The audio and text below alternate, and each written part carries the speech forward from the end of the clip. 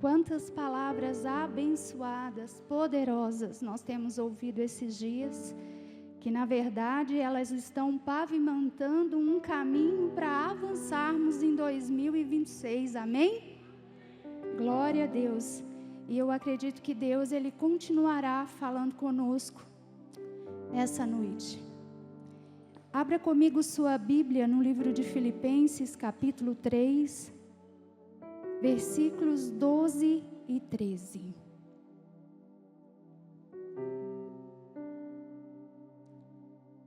Diz assim: não que já tenha alcançado ou que seja perfeito, mas prossigo para alcançar aquilo para o que fui também preso por Cristo Jesus. Irmãos, quanto a mim, não julgo que o haja alcançado, mas uma coisa faço, é que esquecendo-me das coisas que para trás ficam e avançando para as que estão diante de mim, prossigo para o alvo, pelo prêmio da soberana vocação de Deus em Cristo Jesus. Pai, em nome de Jesus, nós estamos aqui na Tua presença. Obrigada, Senhor, por todas as palavras que foram liberadas sobre as nossas vidas durante esses dias.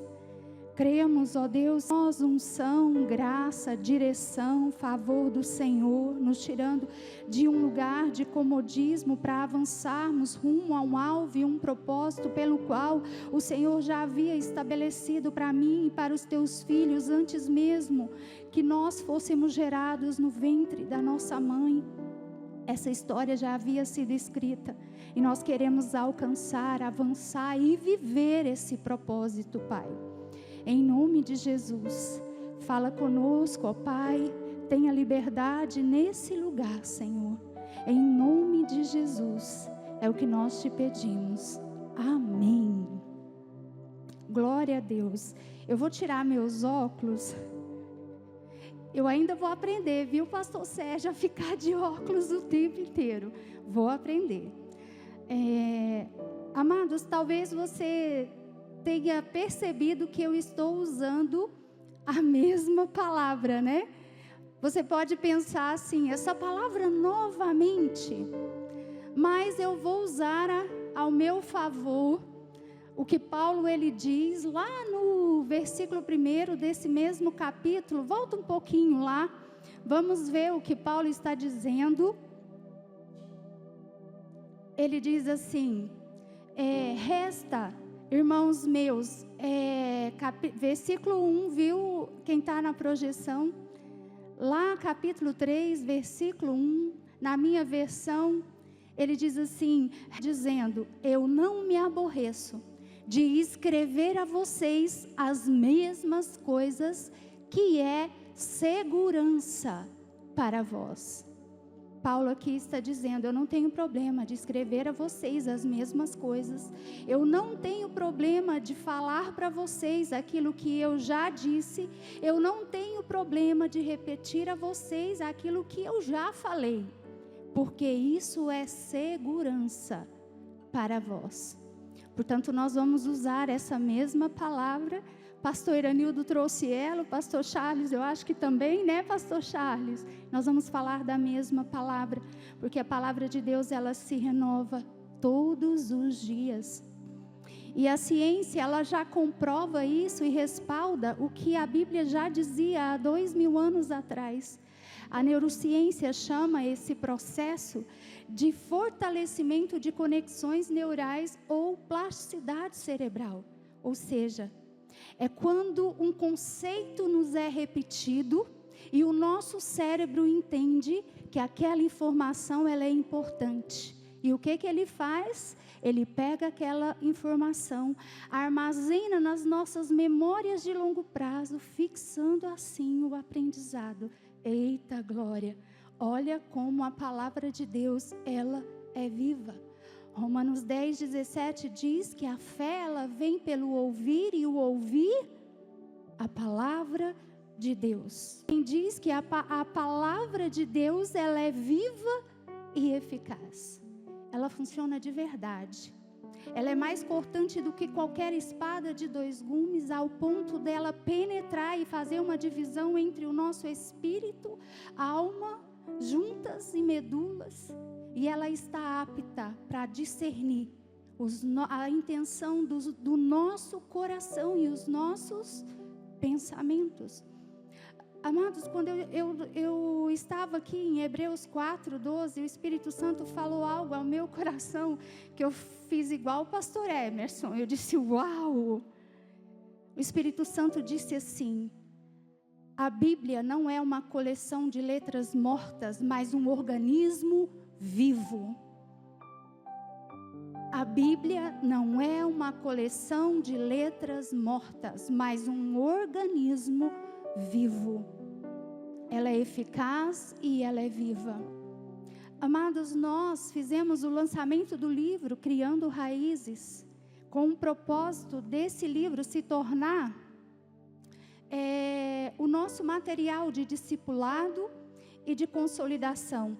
E nós dedicamos o capítulo 5 do livro só para ensinar como estudar a Bíblia. Portanto, se você ainda não adquiriu o seu livro, procure a secretaria da igreja, adquira o livro, porque esse ano é um ano de avançar. E se você quer adquirir esse material, amém? E nós vamos então aqui analisar o que essa palavra e o que Deus vai falar conosco essa noite.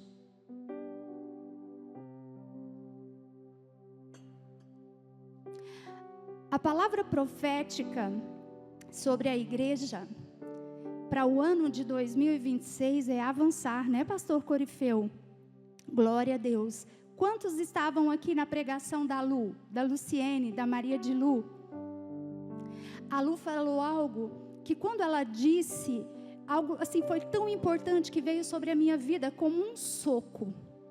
Ela disse assim, pastor Corifeu: o ano de 2026, Deus nos deu uma ordem. E a ordem de Deus foi: avancem. Essa foi a palavra que a Lu trouxe para nós. Avancem.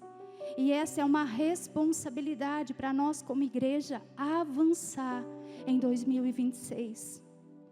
Avançar na nossa vida, em todas as áreas da nossa vida. Essa é uma palavra profética, mas também uma ordem de Deus para mim e para você.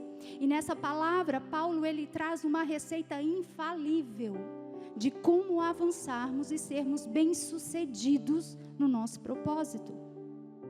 O versículo 14 dessa palavra, Paulo, ele diz: a ação de Deus em Cristo Jesus. Aqui fica muito claro para nós, e nós já aprendemos ao longo desses dias, que para avançarmos nós precisamos ter um propósito muito bem definido, muito bem estabelecido. Nós precisamos saber para onde nós devemos ir. Nós aprendemos sobre isso. E Paulo, no versículo 14, Paulo estava perseguindo. Ele diz: prossigo para o alvo. Qual era o alvo de Paulo? O prêmio da soberana vocação de Deus em Cristo Jesus. A palavra vocação no grego quer dizer klesis, que significa um chamado, uma convocação, um convite divino para abraçar a salvação em Deus. Gente, que coisa mais linda! Olha o que essa palavra no seu original diz. Paulo, o alvo dele era abraçar o convite da salvação que há em Cristo Jesus, e ele deixa isso bem claro: o meu alvo é Cristo. Paulo, a gente nota e percebe em todas as cartas de Paulo, mas essa carta à igreja, aos Filipenses, ele fala de uma forma muito linda sobre o seu chamado. Ele tem a convicção que o alvo dele é Cristo. Ele sabe que o seu chamado era fazer Jesus conhecido em todos os povos, judeus, gentios. Esse era o alvo e o propósito de Paulo. Aqui eu quero abrir um parênteses para as pessoas que querem estudar a Bíblia. Existe um aplicativo chamado My Bible. É assim que fala, Helena? My Bible, em inglês. Esse aplicativo vem junto várias versões da Bíblia e tem também a concordância Strong. A concordância Strong, ela traz a tradução palavra por palavra da Bíblia na sua língua original. Portanto, se você quer avançar no conhecimento da palavra, procure esse aplicativo, baixe ele no seu celular, porque quando você lê a Bíblia, você vai entrar lá na concordância Strong e você vai saber palavra por palavra qual é o seu significado. Porque quando nós lemos assim, o alvo de Paulo é o prêmio da soberana vocação de Deus em Cristo Jesus, fica muito vago. Mas quando nós entendemos que o propósito de Paulo, ele está atendendo a um convite divino para abraçar a salvação, amados, meu coração se alegrou nessa hora. Eu disse, meu Deus, que coisa mais linda, mais linda. E nós vamos então continuar aqui para entender essa palavra que Paulo, ele está direcionando à igreja. E perceba aqui, amados, que Paulo, antes dele avançar para o alvo, antes dele prosseguir e avançar, Paulo diz, uma coisa eu faço, uma coisa é necessária. Por que antes de avançar no seu propósito, ele diz, uma coisa me é necessária? E ele diz, esquecendo-me das coisas que para trás ficam. Mas o que Paulo deixa para trás? Qual foi? A gente percebe aqui que o propósito de Paulo estava muito bem estabelecido. Ele sabia o que era o chamado dele, para onde ele deveria ir, mas ele diz uma coisa, antes que tudo isso aconteça, uma coisa me é necessária. Amados, aqui fica muito claro que definirmos apenas o propósito, o lugar aonde nós queremos chegar, não define o sucesso e determina que eu vou conquistar pelo simples fato de eu dizer eu tenho um propósito e eu tenho um alvo. Paulo diz, uma coisa é necessária, esquecendo-me das coisas que para trás ficam. Paulo aqui, ele faz uma ação prática para ajustar o seu foco, para depois ele avançar no seu propósito. Nós vamos analisar o que o texto diz desde o versículo 1, né? Nós vimos aqui, já lemos, que Paulo ele fala, olha, eu vou dizer a vocês o versículo 1, repetir aquilo que eu já falei, porque isso é segurança para vocês. Mas no versículo 2, Paulo ele traz um alerta à igreja. No versículo 2, Paulo ele diz assim, guardai-vos dos maus obreiros, guardai-vos da circuncisão. Por que Paulo estava falando isso àquela já tinha recebido Jesus, já havia se convertido, mas acreditava que era necessário a circuncisão. E Paulo ele refutava isso veementemente. E ele diz, nós é que somos a circuncisão. Nós é que servimos a Deus no Espírito e não nos gloriamos na carne. Paulo diz à igreja. Mas ele também continua dizendo, se alguém há de se gloriar na carne porque está servindo a lei, ele diz, muito mais eu. Eu poderia me gloriar na carne. E ele então traz um retrato de si mesmo. Paulo ele diz, eu fui circuncidado ao 8º dia, eu sou da linhagem de Israel, eu sou da tribo de Benjamim, eu sou hebreu de hebreus. Segundo a lei, fui fariseu, segundo o zelo perseguidor da igreja, e segundo a justiça que há na lei, irrepreensível. Ele diz, mas tudo isso que para mim era ganho, eu refutei por perda, por amor a Cristo. Perceba aqui, queridos, que nesse momento Paulo ele estava falando de si próprio, trazendo uma biografia e um retrato de uma pessoa que ainda não havia se convertido. Paulo ele está dizendo, se alguém que poderia se gloriar seria eu. Mas aí vocês percebem que nesse retrato, mesmo Paulo não sendo convertido, o que ele perseguia, o seu alvo e o seu propósito era agradar a Deus. Só que o propósito de Paulo estava errado, mas a forma, o seu foco estava, o propósito de Paulo estava correto, mas o seu foco estava errado. Ele diz: eu fui pela lei, fui fariseu, por zelo perseguidor da igreja, e pela justiça que há na lei, irrepreensível. Paulo, o que ele queria era agradar a Deus. Mas quando Paulo ele sai e vai a Damasco perseguir a igreja, e quando ele tem um encontro com Jesus ali, Paulo fica 3 dias sem enxergar. Durante 3 dias, Paulo ajusta o seu foco. Durante 3 dias, Paulo alinha o seu alvo. Nós ouvimos palavras aqui sobre alvo. Durante aqueles 3 dias, Paulo entende: o meu propósito, o meu alvo está correto, agradar a Deus, porém a forma e o meu foco estão errados. Paulo, aí nós trazemos essa lição para nós mesmos. Quantas vezes, ano entra, ano sai, ano após ano, e nós escrevemos o nosso projeto de vida, apresentamos ao Senhor. Amém. O propósito está correto. Mas se nós não alcançamos aquele propósito, queridos, nós precisamos fazer uma avaliação e verificar se a forma com que nós estamos procurando atingir esse alvo está correto. Paulo, o alvo dele era agradar. Ele ajusta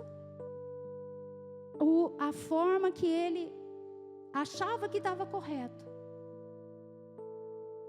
Agora nós precisamos fazer uma avaliação diante de Deus. Quando nós viemos aqui, apresentamos a Deus o nosso propósito. Deus, nós queremos alcançar o alvo, nós queremos alcançar o propósito. Me ajuda a enxergar a forma, o meio que eu vou alcançar, alinha o meu foco, ajusta a minha direção. Agora, amados, nós olhamos para esse texto e uma pergunta ainda não foi respondida. O que Paulo deixou para trás? O que Paulo deixou para trás? Ele diz: uma coisa faço, esquecendo-me das coisas que para trás ficam. Aí nós vamos ver e analisar a vida de Paulo. Paulo, ele nasce em Tarso. Ele é filho de um judeu autêntico. Alguns estudiosos dizem, e a gente pode comprovar isso pela palavra, que Paulo ele vem de uma linhagem, de uma família rica. Por quê? Ele tem como ofício fabricar tendas. Ele morava em Tarso. Seu pai, ele era um comerciante, fabricava tendas e vendia para o exército romano. Por isso ele consegue a sua cidadania romana, algo que qualquer pessoa não conseguiria. Ser cidadão romano, um judeu. E Paulo, ele retorna para Jerusalém ainda criança, ainda jovem. E quando ele chega lá, nós vamos ver aqui que Paulo, ele estuda nas melhores escolas. Como assim, Jânia? A Bíblia diz que Paulo, ele foi aluno de Gamaliel.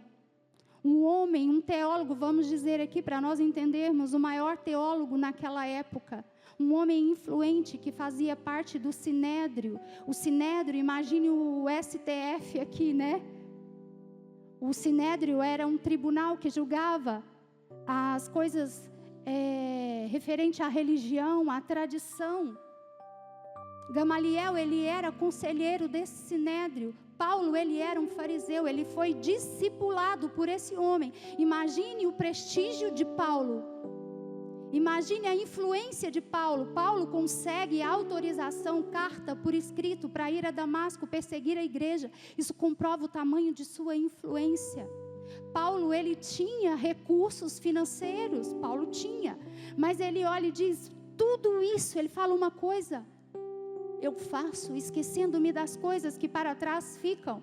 Aí nós olhamos para a vida de Paulo e simplesmente observamos Paulo, deixa tudo para trás e vai servir a Jesus. Mas, queridos, imagina Paulo, essa decisão dele de abandonar tudo, abandonar sua influência. Imagine o seu discipulador Gamaliel entra em desespero. Como assim? O meu discípulo agora? Tudo aquilo que seus pais, judeus, fariseus, colocando a expectativa naquele filho de ser um grande homem, talvez chegar até o Sinédrio, mas Paulo perde tudo Paulo, ele sai da sua zona de conforto, e hoje nós vamos falar sobre zona de conforto. Paulo, ele deixa o seu lugar de segurança, a sua zona de conforto, para perseguir o seu propósito, o seu alvo, alcançar. O meu alvo é Cristo. Agora, o que nós estamos dispostos a abrir mão, a deixar para trás, para conquistar um alvo e um propósito? Paulo, ele sai do lugar de segurança, e nós vamos chamar isso de zona de conforto. Amados, a zona de conforto, ela é um lugar na nossa mente onde nós projetamos uma falsa segurança. É um lugar onde nós não queremos ter problema nenhum. É um lugar onde tudo que me der trabalho eu não vou fazer. Tudo que custa de mim, eu não vou fazer. Eu evito a dor, eu evito o confronto, eu evito qualquer coisa que vai gerar para mim um custo.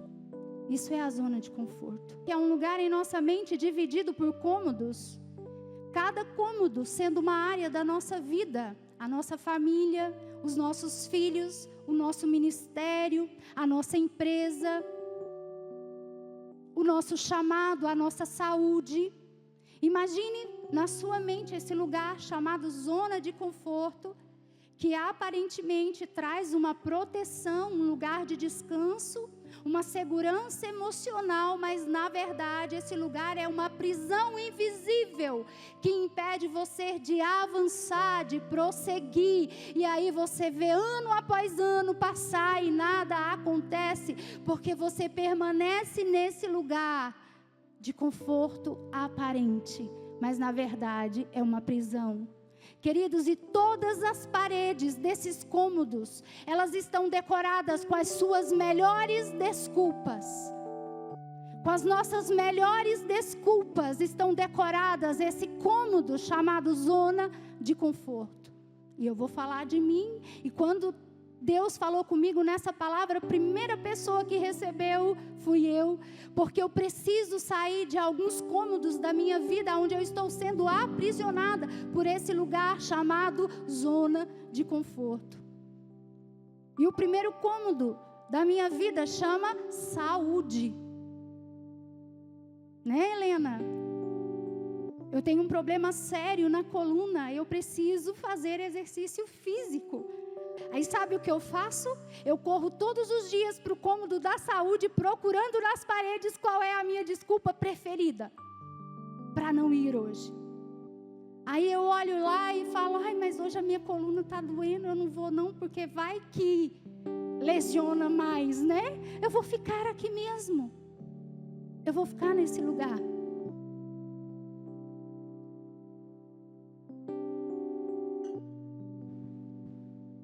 Há outros cômodos na nossa mente. O nosso ministério também está lá, e nós entramos nessa sala, onde aparentemente ela é muito bem decorada. Mas aí, eu falo, eu preciso me tornar uma discipuladora, eu preciso ensinar. O meu líder já me discipulou e está esperando que eu me disponha agora a discipular alguém. Mas aí eu olho, entro na sala e as paredes estão dizendo assim, não, mas por que você vai caçar trabalho para você? Gente, dá trabalho demais. Dá muito trabalho. Que lugar gostoso, fica aqui nesse sofá, coloca suas perninhas para cima, vá para a igreja e só recebe, está tudo bem, fique bem. É exatamente assim, queridos. Esse lugar na nossa mente, chamado zona de conforto. E eu quero dizer, esse lugar ele pode ser delicioso, mas nada acontece lá. Também dentro desse lugar, uma sala chamada vitimismo. Que sala é essa? Esse lugar é onde nós colocamos todas as nossas dores, as pessoas que nos feriram, as palavras que nos machucaram. Está tudo dentro dessa sala chamada vitimismo. Talvez você esteja pensando, a pastora está diminuindo a minha dor. Não, queridos, eu não estou minimizando a sua dor. De forma nenhuma. Sabe por que essa sala ela é perigosa? Porque ela convence você e a mim que a culpa do nosso fracasso é das pessoas e das circunstâncias. Ela nos desconecta da nossa realidade e nos convence que a culpa do meu fracasso é de alguém que me feriu. Que a culpa de eu não avançar e não prosseguir é porque a palavra que me falou me prendeu. Queridos, e essas são as melhores desculpas que prendem a mim e a você nesse lugar.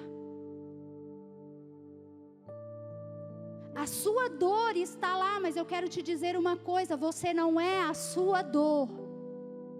Você não é a sua dor. De forma nenhuma. Você pode tua vida. Mas Saulo falou: uma coisa faço, esquecendo-me das coisas que para trás ficam. Paulo tomou uma decisão, uma ação prática. Ele ajustou o seu foco para prosseguir para o alvo, para conquistar. Quantos aqui fizeram vários projetos de vida e espera que seja alcançado?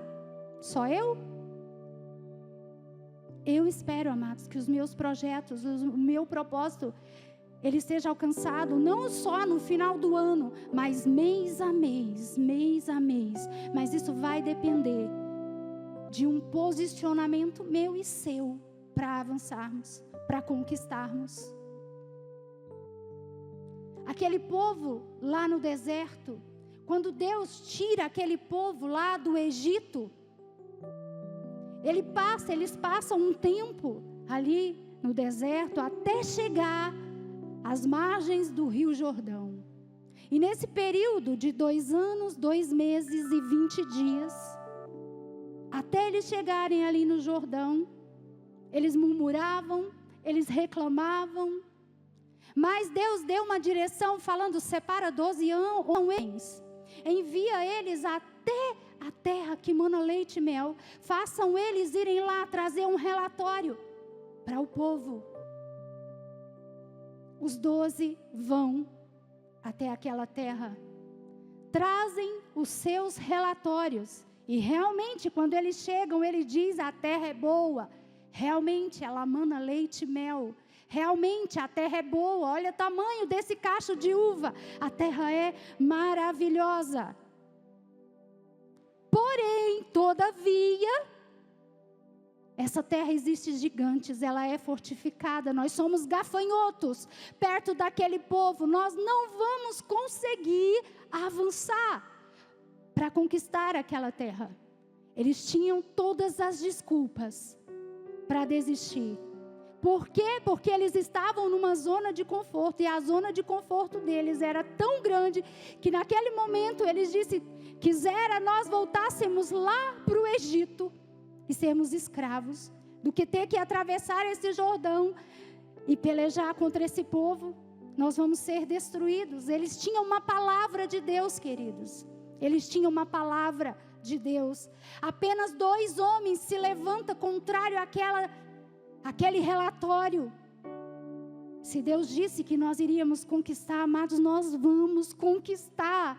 Essa terra Deus nos deu, nós vamos conquistar. Mas aquele povo achou todas as desculpas necessárias para permanecer na zona de conforto. E às vezes nós ouvimos dizer assim: quem tem promessa não morre antes dessa promessa ser alcançada. Queridos, isso não existe. Esse povo tinha uma promessa, eles saíram do Egito para conquistar uma terra que mana leite e mel. Eles tinham essa promessa, mas por causa de uma atitude, por causa da terra prometida, morreram antes. Porque não foram capazes de tomar uma decisão, esquecer das coisas que para trás ficam, avançar para a palavra que Deus havia dado para eles. Avancem, porque essa terra é de vocês. Deus, Ele tem nos dado uma palavra para a Igreja Batista El Shaddai. Avancem, Avancem, igreja.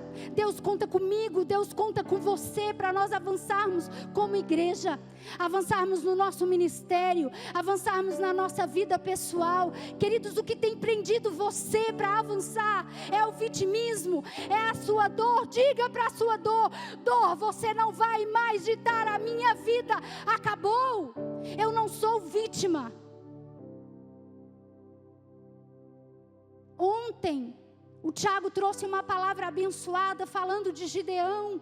Gideão, um homem valente aos olhos de Deus, mas para ele era incapaz. Ele não se achava capaz de vencer aquele exército.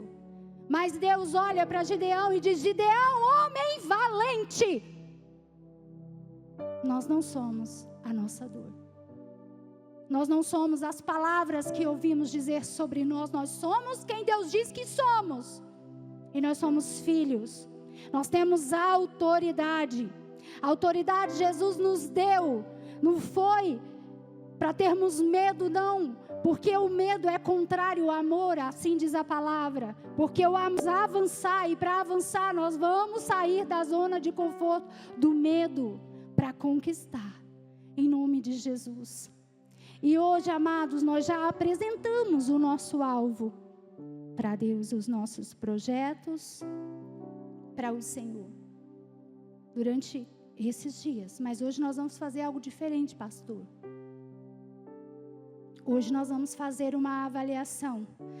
Amados, eu quero avançar, eu quero conquistar, e eu vou falar para vocês que algumas barreiras na minha vida já têm sido quebradas.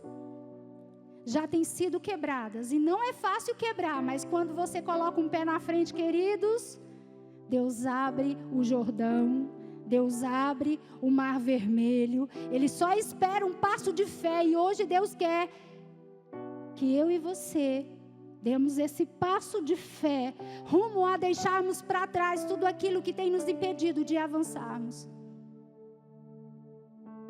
Amém? Vamos ficar de pé?